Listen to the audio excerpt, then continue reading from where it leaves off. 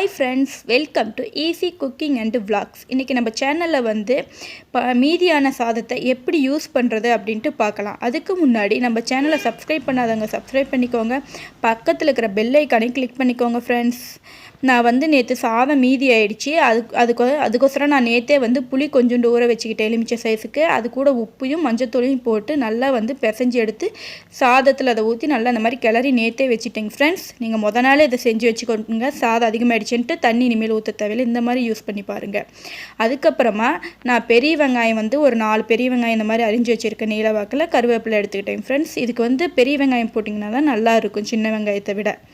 அதுக்கப்புறம் காரத்துக்காக நான் வந்து வரமிளகா எடுத்துக்கிட்டேன். இதுக்கு வந்து நம்ம வந்து மிளகாத்தூள்லாம் ஆட் பண்ண மாட்டோம். ஸோ வந்து நான் வரமிளகா எடுத்துக்கிட்டேன். நீங்கள் பச்சை மிளகா கூட ஆட் பண்ணிக்கலாம்.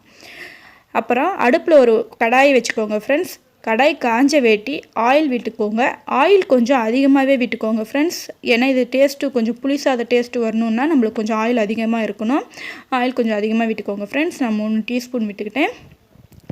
அதுக்கப்புறமா கடுகுளுத்தம் பருப்பு போட்டுக்கோங்க ஃப்ரெண்ட்ஸ். இதில் வந்து நீங்கள் வந்து கடலைப்பருப்பு கொஞ்சம் அதிகமாக ஆட் பண்ணிங்கன்னா நல்லா மொறுமொறுன்னு இருக்கும் சாப்பாடு சாப்பிட்றப்ப. குழந்தைங்க எல்லாம் சீக்கிரமாக சாப்பிட்டு முடிச்சிடுவாங்க. பழைய சாதம்னா மூஞ்செல்லாம் சொல்லிப்பாங்க. இந்த மாதிரி கொஞ்சம் சூடாக இருக்கும், சாப்பாடும் டிஃப்ரெண்ட்டாக இருக்கனால எல்லாருமே கண்டிப்பாக விரும்பி கேட்டு சாப்பிடுவாங்க ஃப்ரெண்ட்ஸ். அதுக்கப்புறமா வரமிளகாயை வந்து நான் ஆட் பண்ணிக்கிறேன்.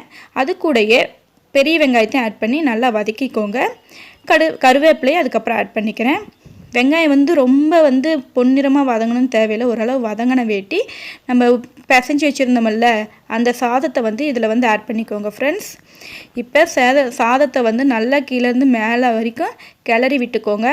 ரொம்ப அதிகமாக கிளறினீங்கன்னா சாதம் உடஞ்சிடும். ஸோ வந்து பழைய சாதம் அப்படிங்கிறதுனால பார்த்து மிதமாக வந்து கிளறிக்கோங்க. எப்பயுமே சைட்லேருந்து மேலே எடுத்து விடுங்க.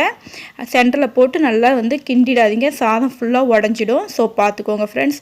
சாதம் மீதியாகிடுச்சு, இவ்வளோ சாப்பாடுக்கு நம்ம தண்ணி ஊற்றுறோமே அப்படிங்கிற ஃபீலிங்ஸ் இனிமேல் வேணாம். இந்த மாதிரி செஞ்சு கொடுங்க. கண்டிப்பாக வீட்டில் எல்லோரும் விரும்பி சாப்பிடுவாங்க.